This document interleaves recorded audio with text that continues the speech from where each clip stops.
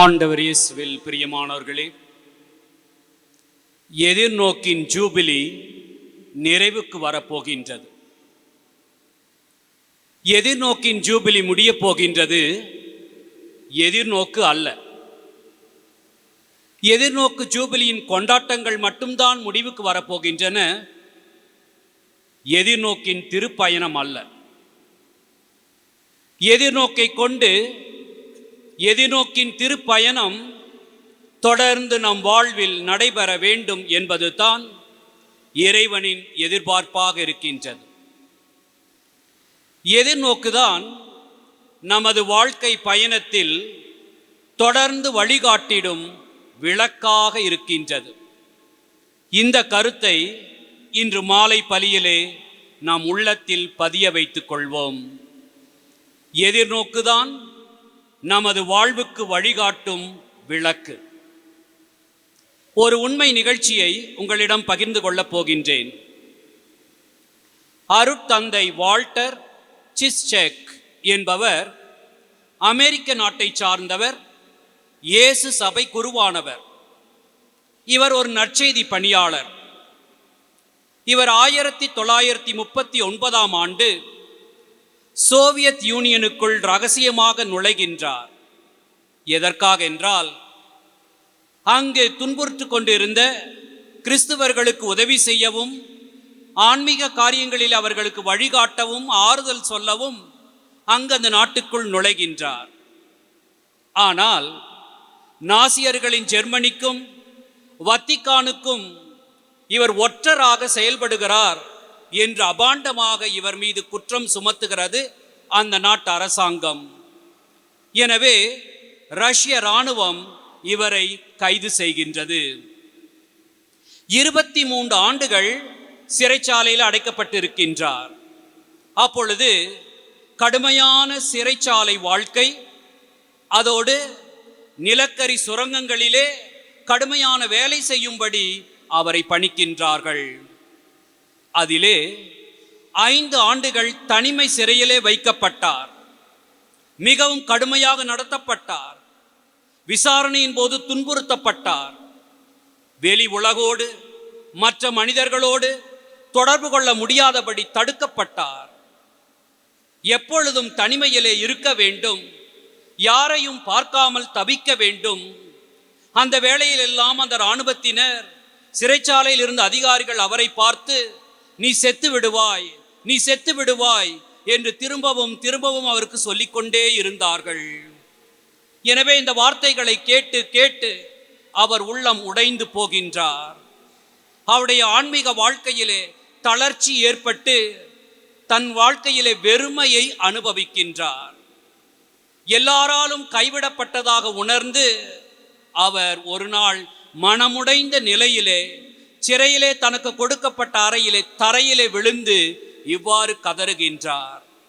ஆண்டவரே, இனி என்னால் வாழ முடியாது, இனி என்னால் தொடர்ந்து இந்த உலகத்திலே வாழ்க்கையை நடத்த முடியாது என்று அவர் கதறி அழுகின்றார். அப்பொழுது அந்த இருட்டிலே, அந்த வெறுமையான சூழலிலே, அந்த விரக்தியான நிலையிலே அவருடைய உள்ளத்தின் அடி ஆழத்திலே கடவுளுடைய பிரசன்னம் அவரை உணரச் செய்கின்றது. அந்த கடவுளுடைய பிரசன்னத்திலே ஒரு கருத்து அவருடைய உள்ளத்திலே தெளிவாக ஒலிக்கின்றது. அது என்ன கருத்து என்றால், என்னிடத்தில் ஒன்றுமில்லை என்றால் என்னிடத்தில் இருப்பது கடவுள் மட்டும்தான். என்னிடத்தில் ஒன்றுமில்லை என்றால், என்னோடு யாரும் இல்லை என்றால், என்னிடம் இருப்பது கடவுள் மட்டும்தான். அந்த கடவுள் எனக்கு போதும் என்ற உணர்வு அவர் உள்ளத்திற்குள் வலுக்க ஆரம்பிக்கின்றது. இந்த தூய எண்ணம் தான், அன்புக்குரியவர்களே, இந்த அருட்பணியாளருடைய வாழ்க்கையை முற்றிலும் மாற்றியது. இறைவனிடம் அந்த இக்கட்டான சூழலிலே மீண்டும் ஒரு முறை தன்னை முழுமையாக அர்ப்பணிக்கின்றார். எனவேதான் பிறகு எழுதுகிறார் பாருங்கள் அருமையாக, எதிர்நோக்குதான் எனது வாழ்வில் ஒவ்வொரு நாளையும் வழிநடத்தக்கூடிய விளக்காக அமைந்தது. நான் எடுத்து வைக்க வேண்டிய ஒரு அடியை எனக்கு காட்டினாலும் அந்த ஒரு அடியை எடுத்து வைப்பதற்கு எதிர்நோக்குதான் விளக்காக இருக்கின்றது என்று இந்த அருட்பணியாளர் இக்கட்டான சூழலிலே, சிறைச்சாலை சூழலிலே தனக்கு விடுதலை கிடைக்குமா, தான் உயிர் தப்புவேனா என்று குழப்பம் மிகுந்த அந்த நேரத்திலே எதிர்நோக்குதான் என் வாழ்க்கைக்கு விளக்கு என்று உணர்ந்து கொண்டார் என்றால், எதிர்நோக்கின் திருப்பயணிகளாக வாழ அழைக்கப்பட்ட நமக்கும் அந்த எதிர்நோக்குதான் விளக்காக இருக்க வேண்டும்.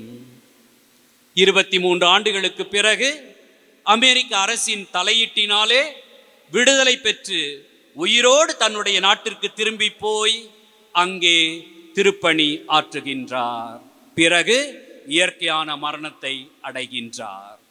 இயேசுவில் அன்புமிக்கவர்களே, எதிர்நோக்குதான் நமது வாழ்க்கைக்கு வழிகாட்டும் விளக்காக இருக்கின்றது.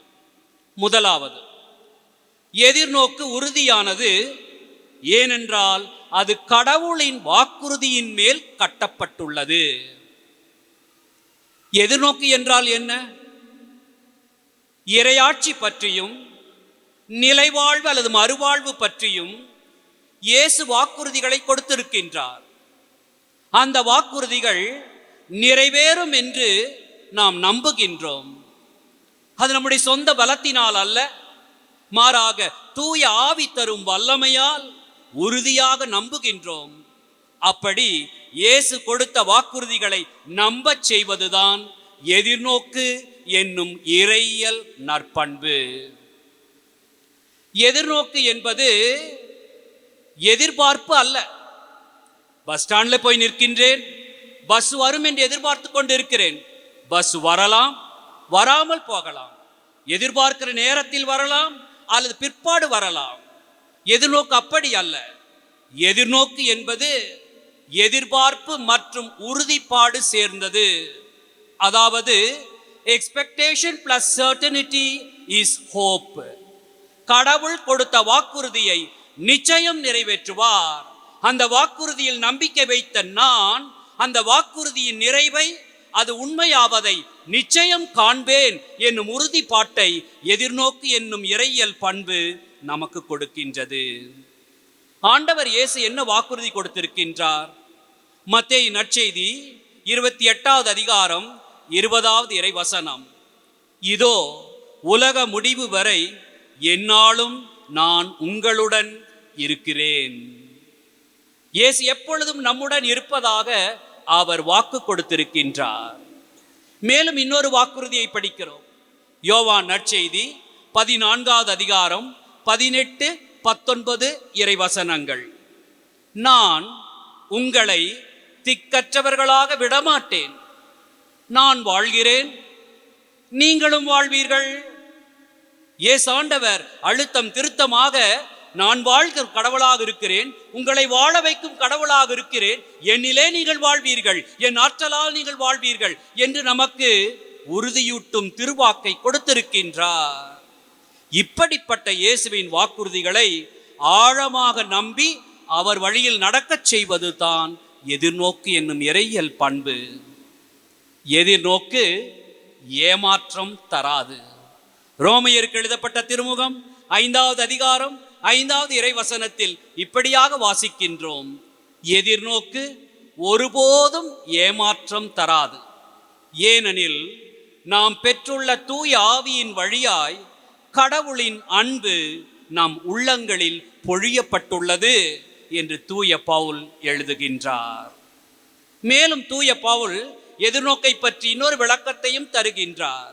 ரோமையருக்கு எழுதப்பட்ட திருமுகம் 15வது அதிகாரம் 13வது இறைவசனம், எதிர்நோக்கை தரும் கடவுள். அப்படி என்றால் எதிர்நோக்கை தருபவர் கடவுள் என்று தெளிவாகிறது.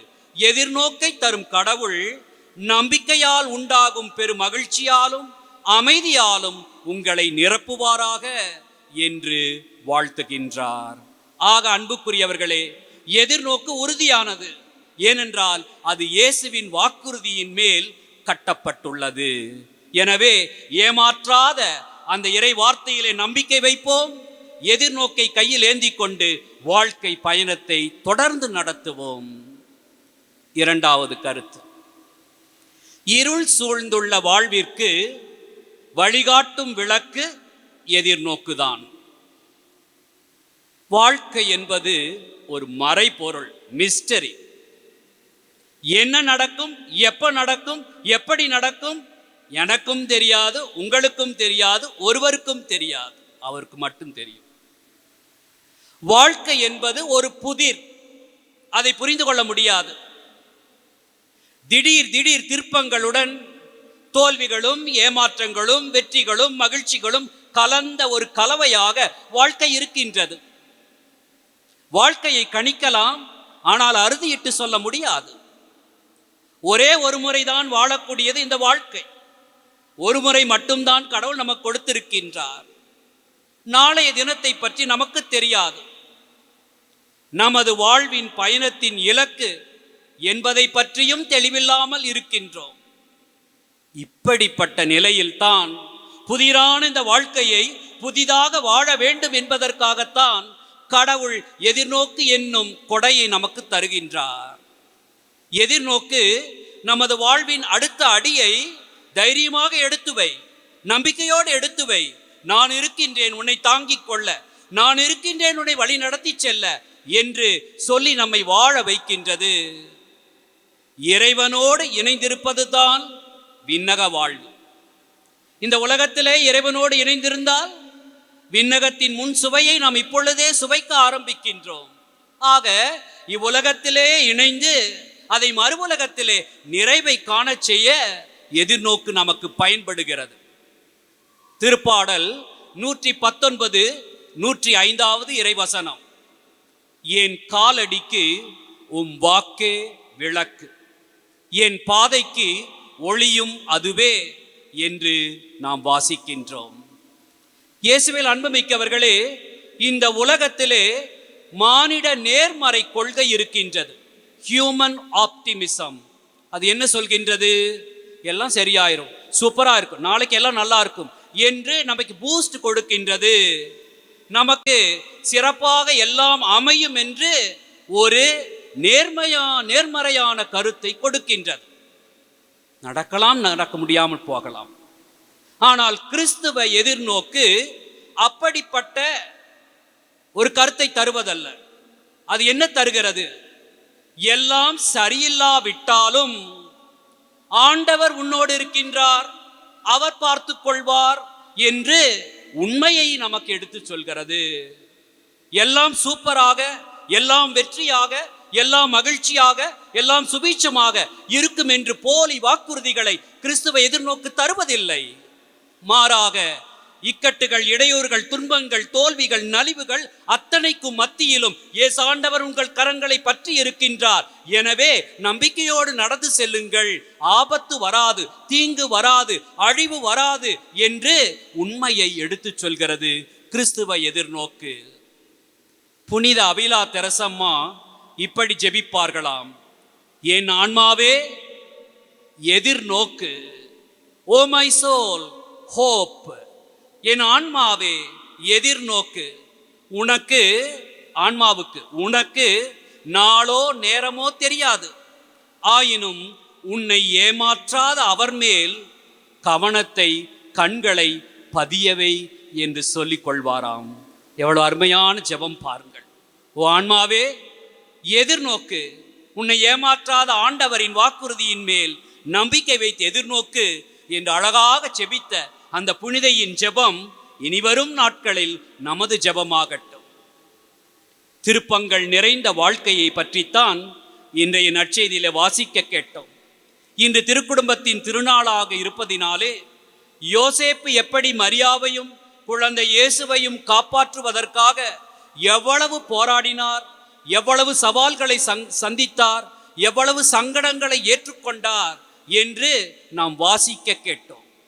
அங்கே போ, இங்கே போகாதே, இப்படி மாற்றிக்கொள், இந்த இடத்திற்கு போ என்று அவருடைய பிளானை மாற்றி மாற்றி கடவுள் தன்னுடைய பிளானை நிறைவேற்றுகின்றார். வீட்டை விட்டு வீட்டை அல்ல, ஊரை விட்டு ஊரை அல்ல, நாட்டை விட்டு நாட்டுக்கே ஓடிப்போ என்று இறைவன் யோசேப்பு கட்டளையிட்ட பொழுதும் எதிர்நோக்கினாலே உந்தப்பட்ட யோசேப்பு கடவுளுடைய வாக்குறுதிகளில் நம்பிக்கை வைத்து அவர் பயணம் மேற்கொள்கின்றார். எதிர்நோக்கின் திருப்பயணிகளாகிய நமக்கு யோசேப்பு ஒரு பெர்ஃபெக்ட் எக்ஸாம்பிளாக இருக்கின்றார். மிகச்சிறந்த எடுத்துக்காட்டை யோசேப்பின் வாழ்க்கையிலிருந்து நமது வாழ்க்கைக்கு படித்துக் கொள்ளலாம். புனித ஜான் ஹென்றி ஹியூமன் என்பவர் இவ்வாறு சொல்கிறார்: நான் இயேசுவின் கையாக இருந்துவிட்டால் தொலைந்து போகவே மாட்டேன். நான் இயேசுவின் கையாக இருந்துவிட்டால் எப்படி தொலைந்து போவேன்? தொலைந்து போகவே மாட்டேன் என்று அவர் குறிப்பிடுகின்றார். ஆக இருள் சூழ்ந்த வாழ்க்கையிலே எதிர்நோக்குதான் விளக்காக இருக்கின்றது. மூன்றாவது, புயல் மற்றும் ஆபத்துக்கள் நிறைந்த வாழ்விற்கு எதிர்நோக்குதான் நங்கூரம். எபிரேயருக்கு எழுதப்பட்ட திருமுகம் 6வது அதிகாரம் 19வது இறைவசனம்: எதிர்நோக்கே உங்கள் உள்ளத்திற்கு பாதுகாப்பான உறுதியான நங்கூரம் போன்றுள்ளது என்று நாம் வாசிக்கின்றோம். அதைத்தான் இந்த யூபிலியானில் லட்சணையிலே நங்கூரமாக சிலுவையை படைத்திருக்கிறார்கள். சிலுவை நங்கூரமாக இருந்து திரவை என்கிற கப்பலை பாதுகாக்கிறது. திரவை என்கிற படகிலே கப்பலிலே பயணம் செய்கிற நமக்கு இயேசு ஆண்டவரின் பாடுபட்டு இறந்து உயிர்த்து மீட்பளித்த அந்த சிலுவை நமக்கு பாதுகாப்பு நங்கூரமாக இருக்கின்றது என்ற செய்தியை திரவை இந்த ஓராண்டளவாக அறிவித்து இனியும் அந்த நம்பிக்கையிலே வளருங்கள் என்று அழைப்பு விடுக்கிறது. கடல் பயணம் இனிமையானது. கப்பலில் போக வேண்டும் என்று பலருக்கு ஆசை இருக்கும். போனால் கடலை பார்க்கலாம், ஆழ்கடலை பார்க்கலாம், மீன்களை பார்க்கலாம், திமிங்கலங்கள் துள்ளி குதிப்பதை பார்க்கலாம் என்று ஆசைப்படுகிறவர்கள் உண்டு. ஆனால் கடல் பயணம் ஆபத்தானது. எந்த நேரத்திலே புயல் வரும் என்று நமக்கு தெரியாது. அப்படி ஆபத்துக்கள் நிறைந்த அந்த பயணத்திலே கப்பல் சிக்கிக் கொண்டால் அதை நங்கூரமிட்டு நிறுத்துவார்கள். அந்த நங்கூரம் தான் புயல் காற்றிலே அந்த கப்பல் அலைக்கழிக்கப்படாதபடி காப்பாற்றி நிலையாக நிறுத்தும். நம்முடைய வாழ்க்கையும் கிறிஸ்துவ வாழ்க்கையும் கடல் பயணம் போன்றது. அதில் என்னென்ன ஆபத்துக்களை சந்திக்கிறோம், எத்தனை பிரச்சனைகளை சந்திக்கிறோம். உடல் நோய்கள், மனநோய்கள், போட்டி பொறாமைகள், சந்தேகம், பிரிவினை, வேலையின்மை, சாவு, பிரிவு, உதவியின்மை, வறுமை, இழப்பு என்று தனிப்பட்ட வாழ்க்கையிலும் குடும்ப வாழ்க்கையிலும் கூட்டு வாழ்க்கையிலும் நாம் அனுபவித்து கொண்டு தான் இருக்கின்றோம். அப்படிப்பட்ட புயலினாலே தாக்கப்படுகிற பொழுது அதிலே சிக்கி சின்னாபின்னமாகாமல் நம்மை பலத்துடன் காப்பது எதிர்நோக்கு என்கிற நங்கூரம்தான் என்பதை மனதில் வைப்போம். எதிர்நோக்கு என்னும் நங்கூரம் இட்டு நம்முடைய வாழ்க்கையை தொடர்ந்து செல்வோம், புதுப்பிப்போம், மீண்டும் கட்டுவோம், மீண்டும் எழுவோம். நான்காவது கருத்து, எதிர்நோக்கை வாழ்வாக்கி எதிர்நோக்கின் சாட்சியாக மாற வேண்டும். யூபிலி முடிய போகிறது, பணி ஆரம்பிக்க வேண்டும். The jubilee ends, the mission begins. யூபிலி ஆண்டு முடியும் தருவாயிலே நமக்கென்று ஒரு பெரும் பணி காத்திருக்கிறது.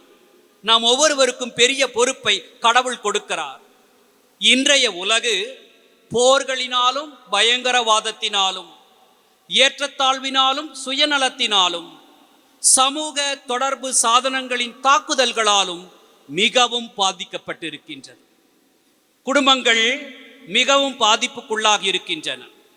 இன்றைய இந்த நவீன உலகத்திலே பலர் ஏழைகளாக இருக்கிறார்கள், இன்னும் நாடோடிகளாக இருக்கிறார்கள், உதவியற்றவர்களாக இருக்கிறார்கள். நம்முடைய சமூகத்திலே, நம்முடைய குடும்பத்திலே, நம்முடைய அன்பியத்திலே, பங்கிலே முதியவர்களாக, உதவி செய்வதற்கு ஆள் இல்லாதவர்களாக, ஊட்டச்சத்தில்லாத குழந்தைகளாக, அனாதைகளாக, தீய பழக்கத்திற்கு அடிமைப்பட்டு அதிலிருந்து எப்படி வெளியே வருவது என்று தெரியாதவர்களாக மக்கள் தவிக்கிறார்கள். இப்படிப்பட்ட மக்கள் மத்தியிலே மனதிலே பதட்டம் இருக்கிறது, பயம் இருக்கின்றது, குழப்பம் இருக்கிறது, விரக்தி இருக்கிறது, நம்பிக்கையின்மை இருக்கின்றது. இப்படிப்பட்ட மக்களுக்கு உதவி செய்யும் நற்செய்தி பணியாளர்கள், எதிர்நோக்கின் பணியாளர்கள் தான் இன்று தேவைப்படுகிறார்கள். எனவே அன்பு மக்களே, இப்பாதிக்கப்பட்ட இந்த மக்களுக்கு எதிர்நோக்கின் தூதுவர்கள் தேவைப்படுகிறார்கள். உற்சாகப்படுத்தும் மனிதர்கள் தேவைப்படுகிறார்கள். ஏற்றிவிடும் ஏணிகள் தேவைப்படுகிறார்கள். ஊக்கமூட்டும் வார்த்தைகள் தேவைப்படுகின்றன. ஊக்கமூட்டும் வார்த்தைகளை சொல்லும் நற்செய்தி பணியாளர்கள், மறைவுரையாளர்கள் தேவைப்படுகிறார்கள். வழிகாட்டிகள் தேவைப்படுகிறார்கள். அன்புடன் உடன் நடந்து செல்லும், அரவணைக்கும், ஆதரவு தரும் அன்பர்கள் தேவைப்படுகிறார்கள். கரங்களை பிடித்து நடக்க வைக்கும் உடன் பயணிகள் தேவைப்படுகிறார்கள். எனவே நாம் எதிர்நோக்கை கோலாக, நங்கூரமாக, விளக்காக கையிலே ஏந்தி கொண்டு நம்பிக்கையை, எதிர்நோக்கை தொலைத்தவர்களுக்கு எதிர்நோக்கை ஊட்டும் திருத்தூதர்களாக மாறுவோம் எனும் உறுதி எடுத்துக்கொள்ள யூபிலி ஆண்டின் இறுதி நாள் கொண்டாட்டம் நமக்கு அழைப்பு விடுக்கின்றது. 1 பேதுரு 3:15 இவ்வாறு வாசிக்கிறோம்: உங்கள் உள்ளத்தில் கிறிஸ்துவை ஆண்டவராக ஏற்றுக்கொண்டு அவரை தூயவரென போற்றுங்கள். நீங்கள் எதிர்நோக்கி இருப்பதை குறித்து யாராவது விளக்கம் கேட்டால், பார்த்தீர்களா? நீங்கள் எதிர்நோக்கி இருப்பதை குறித்து யாராவது விளக்கம் கேட்டால், ஓராண்டளவாக எதிர்நோக்கி என்றால் என்ன, எதிர்நோக்கின் பயணம் என்ன, நாம் எப்படி எதிர்நோக்கி கொண்டு வாழ வேண்டும் என்று கேட்டு பயிற்சி பெற்று உறுதி பெற்று இந்த ஆண்டின் இறுதியிலே இருக்கிற நாம் யாராவது எதிர்நோக்கை பற்றி விளக்கம் கேட்டால் விடையளிக்க நீங்கள் எப்பொழுதும் ஆயத்தமாயிருங்கள் என்ற பேதுருவின் அழைப்பிற்கு செவிமடுத்து எதிர்நோக்கின் திருத்தூது பணியாற்ற நம்மை அர்ப்பணிக்க இத்திருப்பலியில் முன்வருவோம். எதிர்நோக்கே நமது வாழ்க்கைக்கு வழிகாட்டும் விளக்காக இருக்கின்றது.